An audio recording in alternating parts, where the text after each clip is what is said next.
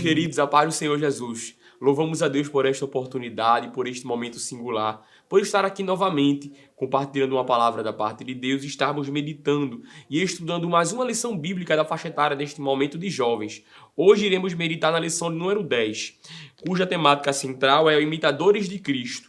Hoje, na temática específica, iremos estudar sobre quem segue a Cristo purifica o coração. A lição de hoje tem como texto principal Mateus, no capítulo de número 10, capítulo de número 11, melhor dizendo, e o versículo 28, que nos diz: Vinde a mim, todos os que estáis cansados e oprimidos, e eu vos aliviarei. A leitura, que é o texto bíblico de nossa lição, está também no Evangelho segundo Mateus, no capítulo 15, dos versículos 18 ao 20. O resumo de nossa lição nos diz o seguinte: o cerne do cristianismo é a transformação de vidas, mudança de caráter e comunhão com Jesus. A nossa lição, como de costume, tem 3 objetivos principais, que são eles: mostrar o quanto é maravilhoso servir a Deus, cujo está presente no primeiro tópico de nossa lição. O segundo objetivo, compreender a relação de Jesus com os fariseus, que encontramos no segundo tópico de nossa lição. E, por fim, conscientizar de que devemos cuidar de nosso coração, que está no terceiro tópico de nossa lição. Ao olharmos para a nossa lição de hoje, precisamos entender que ela traz como foco e aspecto principal uma relação marcante e um tópico muito importante do Evangelho, que é a transformação de vida, que é a mudança de caráter, que é a essência daquele que serve a Cristo. Mas não se limita também a isso, ou somente a isso. Também dá uma ênfase muito grande na essência cristã, numa fé prática, que não se limita somente a palavras e a teorias, mas a um desenvolvimento de uma vida com Deus, que transparece algo que já é visto e já é vivido internamente. A nossa lição, como eu falei, tem 3 tópicos. E o primeiro tópico vai começar falando sobre o serviço, como é maravilhoso servir a Deus. Antes de entrar nesse tópico, precisamos entender uma realidade e um ponto muito crucial de nossa lição, que é a relação do coração. Quando a Bíblia fala em muitos momentos de coração, como o texto que vamos ver comumente e em muitos momentos em nossa lição de hoje, que é o texto de Provérbios, no capítulo 4 e o versículo 23, que nos diz: sobretudo o que se deve guardar, guarda também o teu coração, porque dele procede as fontes para a vida. Precisamos entender que em diversos momentos e na maior gama dos textos bíblicos que se fala de coração, não está falando da bomba cardíaca, do músculo cárdio, mas sim do intelecto, da série das emoções, dos sentimentos e das vontades humanas, que é a alma. Por isso, precisamos entender que esse aspecto de coração que estamos falando é um aspecto metafórico. Este coração aqui é os nossos pensamentos, é a série de nossas emoções. Então, estamos falando aqui de alma. Deixe isso bem claro e pontuado ao seu aluno, para que não haja uma confusão, ainda que essa já é uma realidade bem presente e um tanto massificada na mente dos crentes do nosso tempo. Mas, como trabalhamos com um público um tanto heterogêneo, de muitas modificações e vários níveis de conhecimento, vale deixar isso como ressalva e como pontuação, para que não saia com nenhuma dúvida nem confusão. Entrando para o primeiro tópico de nossa lição, que fala sobre serviço, vai dividir-se em 3 subtópicos, e o primeiro vai nos mostrar e vai trazer como princípio inicial a ideia que servir a Cristo é render-se aos propósitos de Deus e também consiste em deixar todos os pesares aos pés do Senhor e aceitar os projetos dele. É justamente o que diz o texto principal de nossa lição, Mateus 11 e 28.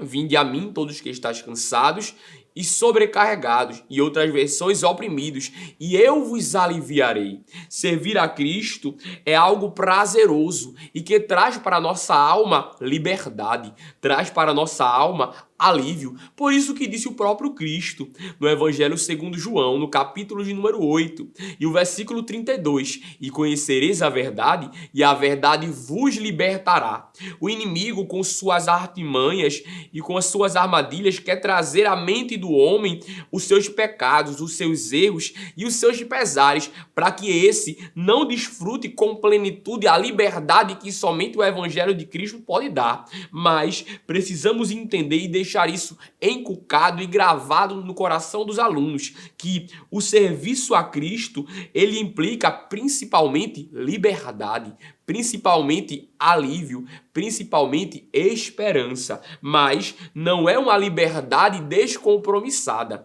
não é uma libertinagem, é uma liberdade com compromisso de renúncia, porque evangelho sem renúncia é qualquer coisa menos evangelho. Mas esta renúncia, este servir ao Senhor é um serviço prazeroso. E por isso que o comentarista de nossa lição vai deixar claro que é algo maravilhoso, mas também é abrir mão de seus desejos, é abrir mão de suas vontades e submeter-se à vontade de Deus.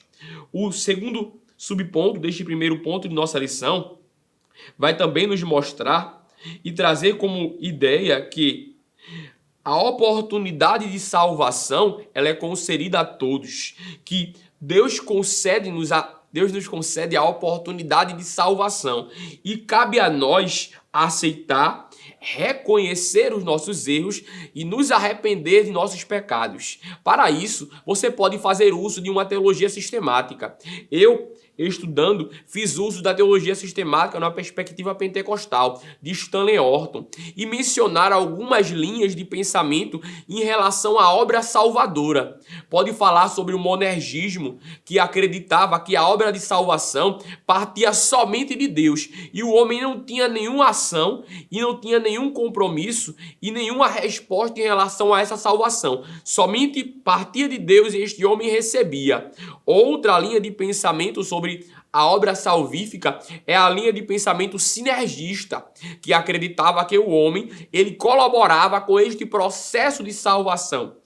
Outro sim, porém, nós não cremos nem no monergismo, nem no sinergismo. Nós sabemos que o homem por si só não tem capacidade de se salvar, que o homem por si só não tem capacidade de alcançar e nem com seus próprios méritos de ser liberto do pecado, mas ele tem, ainda que seja um agente passivo, pois a ação parte de Deus, ele tem uma oportunidade e ele precisa esboçar uma reação, porque nós não cremos numa graça irresistível. Nós não cremos que Deus ele escolhe uns para a salvação e outros para a condenação, e este a quem ele escolhe não tem a oportunidade de rejeitar o convite da salvação. Não, nós cremos que o homem tem uma ação na obra salvífica, que é de crer, que é de se arrepender e é de reconhecer o seu estado, para que assim possa responder positivamente à obra salvadora de Cristo.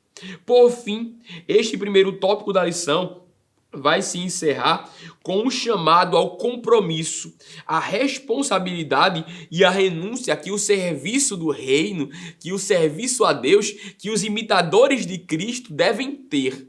Porque o próprio Cristo deixou isso bem claro e marcado em sua palavra. Se alguém quer vir após mim, negue-se a si mesmo, tome a sua cruz e siga-me. Não é algo obrigatório, não é algo forçado, é algo voluntário, mas que implica de nós renúncia, responsabilidade, comprometimento. Dando continuidade à nossa lição, o segundo tópico vai nos falar sobre Jesus e os fariseus. É interessante observarmos que em todo o Antigo Testamento não aparece nenhuma menção aos fariseus. Em todo o período da lei, de Gênesis a Malaquias, em toda a Torá, não vamos encontrar nenhuma menção aos fariseus. Os fariseus vão surgir apenas e vão despontar no cenário sagrado, na história do povo de Deus, no período interbíblico. Para isso, eu fiz uso de uma obra do autor Enéas Tognini, que tem por título O Período Interbíblico. Ele esclarece e traz alguns comentários muito importantes e relevantes a respeito dos fariseus, porque pode surgir na mente novamente em sua sala de aula a seguinte indagação: durante todo o período do Antigo Testamento, não ouvimos falar de fariseus, mas quando chegamos no Novo Testamento, no tempo de Jesus, aparecem algumas pessoas e alguns povos da questão da política religiosa, como fariseus, essênios, saduceus, escribas ainda vemos no Antigo Testamento, mas não encontramos fariseus, nem essênios, nem tampouco herodianos, nem zelotes no período veterotestamentário. Somente no período do Novo Testamento que podemos encontrar isso. Mas o autor Enéas Tognini vai fazer uma menção de Flávio Joséfo, que vai dizer que os fariseus, eles aparecem pela primeira vez e encontramos uma menção deles no ano aproximado de 145 a.C. Os fariseus, como o próprio comentarista de nossa lição no livro de apoio vai nos dizer que eles eram descendentes dos racideus, que vem de origem do povo dos homens dos Hassidim, que surgiam no período que o povo estava sofrendo com a perseguição de Antíoco Epifânio, entre outros, que queriam forçar o povo de Deus a se misturar e se moldar aos seus costumes. Esses homens, que posteriormente foram chamados de fariseus, eles tinham por característica principal o conhecimento da lei. Eles eram pessoas que guardavam os preceitos da lei de Moisés. Eles tinham 7 doutrinas e características principais, que eram livre-arbítrio do homem, assim criado por Deus, a questão da imortalidade da alma, a ressurreição do corpo, a existência de anjos. Eles criam que todas as coisas são dirigidas pela providência divina. Eles também acreditavam que no mundo além, os justos seriam recompensados e os maus castigados. Eles criam também que os maus serão presos em cadeias eternas, enquanto os justos desfrutarão a verdade eterna. E por fim, eles também acreditavam que além da alma, o homem também possuía espírito e existia outros espíritos bons e maus. Essas eram as 8 principais características e doutrinas defendidas pelos fariseus. Por conta da sua dedicação, por conta do seu zelo, por conta do seu comportamento impecável, aparentemente aos olhos dos homens em relação à lei de Deus, eles eram considerados e tidos no tempo de Jesus como doutores da lei, como mestres da lei. Em muitos momentos, no período de Jesus, vamos encontrar essa menção, doutores da lei, mestres da lei, e sempre fazendo menção aos escribas e aos fariseus. Todavia, mesmo esses homens sendo de grande envergadura e de grande conhecimento na lei de Moisés, eles não aceitaram Cristo como Messias. Pelo contrário, eles se fizeram como opositores do Senhor, como bem sabemos, e isso não é nenhum mistério em relação a este conhecimento que temos. Os fariseus, eles foram um dos principais opositores do ministério de Cristo. Mas Jesus sempre questionou, e posso até usar a expressão bateu no modo de vida dos fariseus, porque eles davam muito valor e ênfase ao exterior, ao aparente, aquilo que era visível e palpável, mas interiormente eles não condiziam aquilo que eles falavam. Jesus, em outro momento, vai chamar eles de sepulcros caiados, que aparentemente estavam belos, bonitos, mas por dentro estavam cheios de podridão e de ossos, porque eles viviam uma vida religiosa. Eles viviam uma vida de aparência, e isto é um problema muito grande no nosso tempo. Vivemos um tempo de supervalorização da aparência, um tempo de supervalorização daquilo que está à mostra, um tempo onde o status e o aparente fala por vezes mais alto na vista de alguém do que vive em essência, mas o evangelho não é fundamentado em aparência, como podemos ver até mesmo no Antigo Testamento, Deus falando para Samuel, no capítulo 16, o versículo 7 do primeiro livro do profeta Samuel, que diz que Deus não vê como vê o homem vê a aparência, mas Deus conhece o coração, os sentimentos, as emoções, aquilo que nos move a tomar decisões. Deus conhece os nossos pensamentos. Por isso que Jesus batia tanto no modo de vida dos fariseus.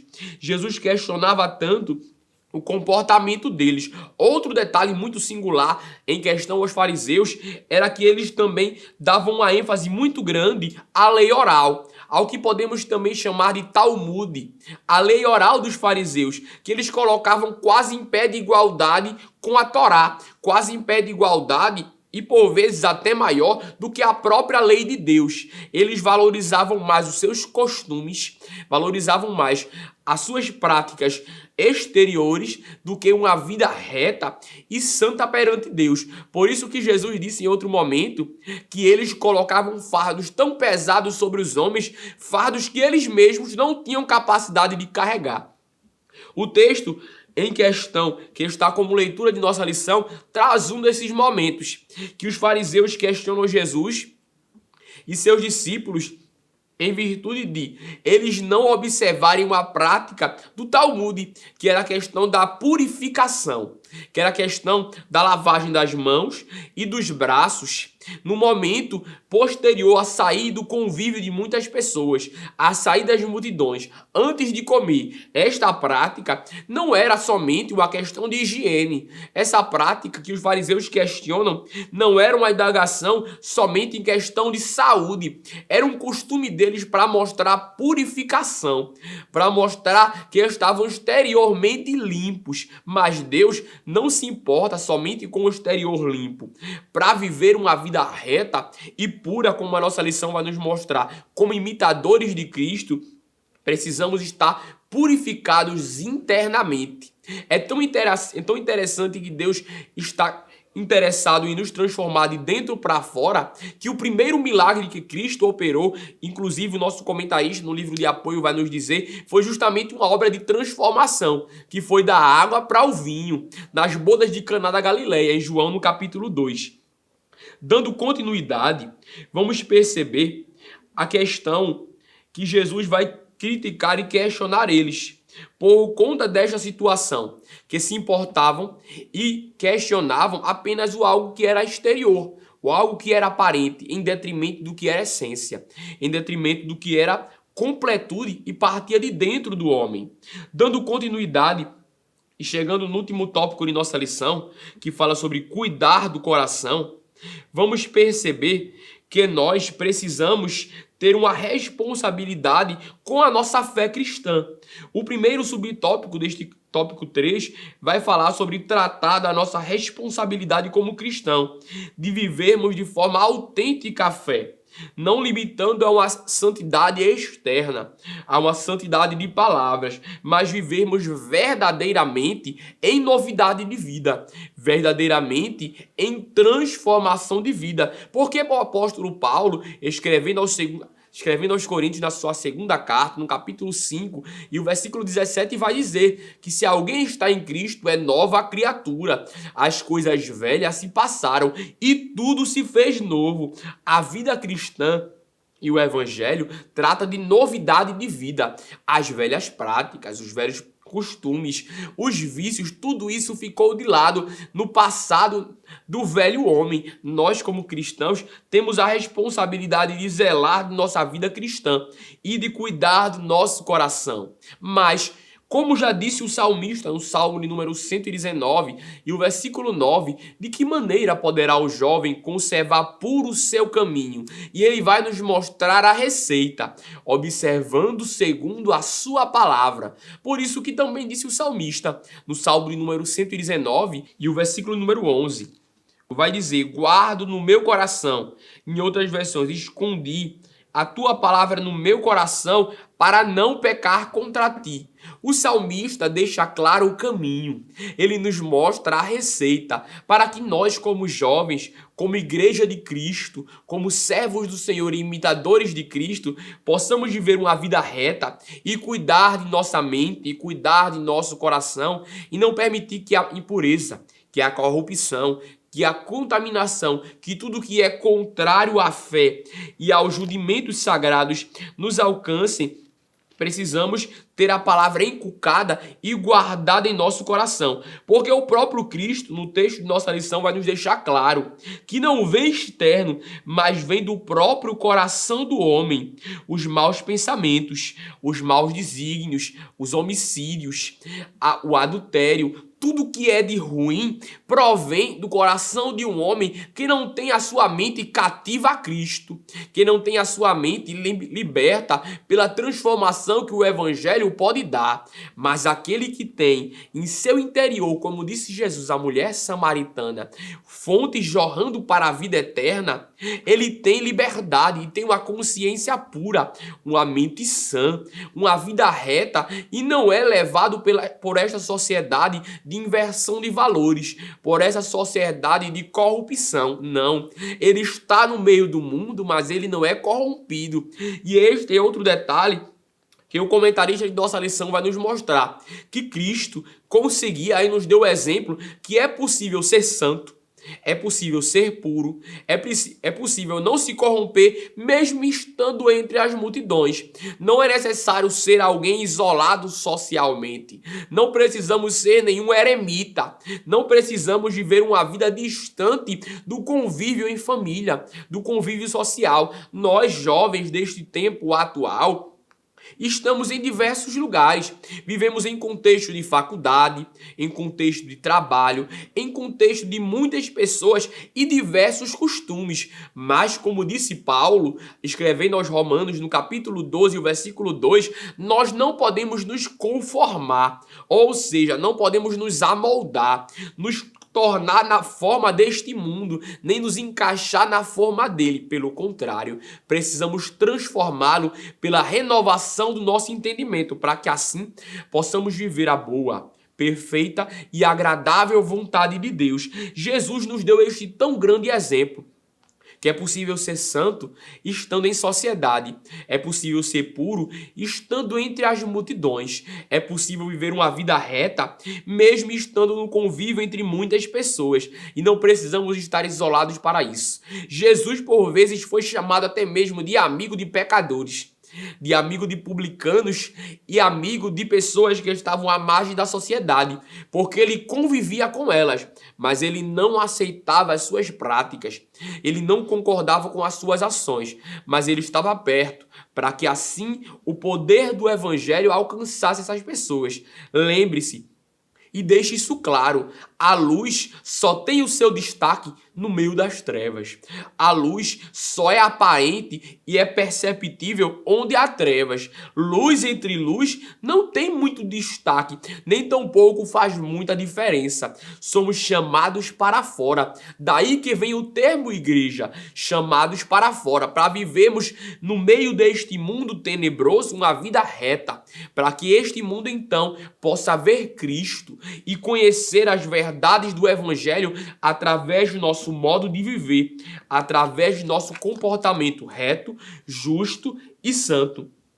Dando continuidade à lição, precisamos entender o nosso estado como homens limitados, falíveis, pecadores e 100% dependentes da graça de Deus, da misericórdia do Senhor, pois não somos autossuficientes, não. Jesus disse que ele é a videira verdadeira e o Pai é o agricultor, e todo ramo que está nele dá fruto. Por isso, entendemos que para vivermos uma vida reta e termos um coração purificado, uma consciência limpa, precisamos estar em Cristo, em constante comunhão com Deus. Dando continuidade e já caminhando para a conclusão deste breve comentário, precisamos também buscar manter esta consciência purificada. Um pastor de nossa igreja aqui no Pernambuco, ele usa muito uma frase que ele falava para os jovens, que é coração puro e mente limpa. Uma mente lavada e renovada pelo Espírito Santo e um coração purificado de toda maldade, de toda malícia, de todo mau pensamento, de toda inclinação para o mal. Mas eu torno a dizer, isso só é possível em uma vida de comunhão com Deus, em uma vida de observação aos preceitos sagrados, em uma vida de oração, de intimidade com o Senhor. Somente desta forma podemos viver os princípios e padrões do Evangelho e assim sermos verdadeiramente imitadores de Cristo e termos, por fim, um coração purificado de toda maldade e toda malícia e então darmos aquilo que Paulo chama de fruto do Espírito: amor, bondade, mansidão, temperança, fé, domínio próprio. Tudo isso é oriundo de alguém que tem um coração purificado por Cristo, que tem uma consciência pura, que guarda o seu coração do Senhor e não permite que o mal, que a impureza e que tudo que é contrário à responsabilidade cristã o alcance. Que Deus te abençoe, querido professor. Que o Senhor te faça prosperar e te conceda uma aula maravilhosa, te ilumine em tudo e te conduza nesta aula. Lembre-se, este é apenas um comentário. Há uma série de subsídios mencionados no nosso livro de apoio. Há uma série de detalhes que também encontramos nos subsídios de nossa lição. Basta você garimpar, buscar, se dedicar e o Senhor irá te conduzir, te usar e te conceder uma aula maravilhosa e abençoada. Que Deus te abençoe. Lembre de curtir, de compartilhar e de também deixar o seu comentário para que assim possamos perceber o seu feedback e buscar melhorar e a cada dia servir melhor ao Senhor. Deus te abençoe e até a próxima aula. Que o conhecimento é capaz de mudar a vida de quem lê, a gente já sabe. E que livro você pode comprar em qualquer livraria. Mas nós transformamos 100% do nosso lucro em mudança de vidas, através da ação social, evangelismo e missões. Ao adquirir qualquer um de nossos produtos, seja presencial ou à distância, você está investindo em alguém. Na próxima vez que você for comprar livros ou artigos evangélicos, não vá em qualquer lugar. Vá na Livraria Arca Missionária. Uma nova história começa quando você compra aqui. Agora você pode fazer a sua contribuição através do Pix, uma operação rápida, segura e sem custos. Abra o aplicativo do seu banco, clique na opção Pix e em seguida vá na opção Transferência. Depois é só digitar nossa chave Pix, que pode ser o nosso CNPJ 11 120 490 0001 86. Nosso e-mail contribua@eadalp.org.br ou nosso celular 81 98883 2755. Verifique se a contribuição é para a Igreja Evangélica Assembleia de Deus em Abreu Lima, Pernambuco. Confirme a transferência e depois siga o procedimento do seu banco. Anote nossas chaves Pix para não esquecer. CNPJ 11 120 490 0001 86. E-mail contribua@iadalp.org.br. Celular 81 98883 2755. Você está contribuindo para o crescimento da obra de Deus.